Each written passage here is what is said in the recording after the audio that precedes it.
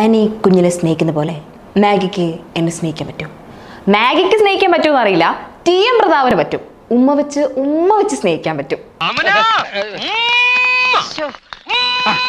ഉമ്മ 1, ഉമ്മ 2. ചറവറ ഉമ്മകൾ. എന്തൊരു സ്നേഹാണല്ലേ.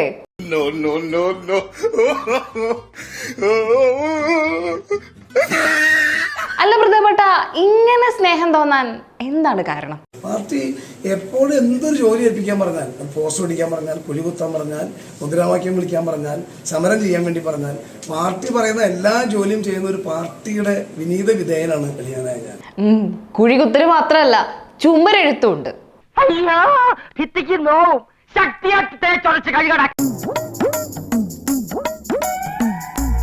പ്രതാപേട്ട നന്നായിട്ട് അങ്ങ് പൂശിക്കും. അങ്ങനെ തന്നെ ആ മുരളീധരൻ എന്നത് തെളിച്ചങ്ങ് എഴുതിക്കും.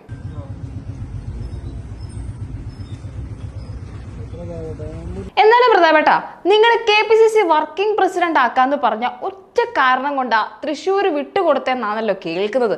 അല്ല, മാസങ്ങൾക്ക് മുമ്പ് നിങ്ങൾ സ്ഥാനാർത്ഥിയാന്ന് പറഞ്ഞ് പോസ്റ്റർ പ്രത്യക്ഷപ്പെടുന്നു, തൃശ്ശൂരുകാർ ഉള്ളം കയ്യിൽ വെച്ചേക്കുവാന്നും 100% വിജയിക്കുന്നു നിങ്ങൾ തന്നെ പറയുന്നു. കോൺഗ്രസ് പാർട്ടിയും UDF എന്നെ സ്ഥാനാർത്ഥിയാക്കിയാൽ തൃശ്ശൂരിലെ ജനങ്ങൾ അവരുടെ ഇരു കൈവെള്ളയിൽ എന്നെ കൊണ്ടു നടക്കും. KPCC വർക്കിംഗ് പ്രസിഡന്റ് ആയപ്പോ മൂപ്പരേക്കാൾ ഭൂരിപക്ഷം മുരളീധരൻ ജിക്ക് കിട്ടുമെന്ന് പറഞ്ഞ ആ മനസ്സുണ്ടല്ലോ, അത് നിങ്ങൾ കാണാതെ പോകരുത്. പക്ഷേ നിങ്ങൾ തന്നെ മുരളീധരൻ ജിയെ തോപ്പിക്കുമെന്നാണ് പത്മേച്ചി പറയുന്നത്. എന്നെ തോൽപ്പിക്കാൻ നിന്നതില് 2-3 പേര് മുരളിയേട്ടന്റെ ജീപ്പിന്റെ കൂടെ അപ്പുറം ഇപ്പുറം നിൽക്കുന്നുണ്ട്. പാവ മുരളിയേട്ടൻ അവിടെ വടകരന്ന് ജയിച്ചു പോയേനെ, എന്തിനാ അവിടെ കൊണ്ടുവന്നിട്ട് ഇതിന്റെ ഇടയിൽ കൊണ്ടിട്ടേന്നല്ല ഈ സംശയം പലരും പറയുന്നുണ്ട്.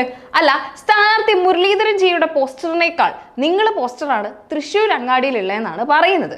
സ്ഥാനാർത്ഥിയുടെ ഒരു ഫോട്ടോ എങ്കിലും എവിടെയെങ്കിലും വെച്ചോളൂ കേട്ടോ, എന്നാലേ നാട്ടുകാർക്ക് സ്ഥാനാർത്ഥിയെ പെട്ടെന്ന് മനസ്സിലാവുള്ളൂ.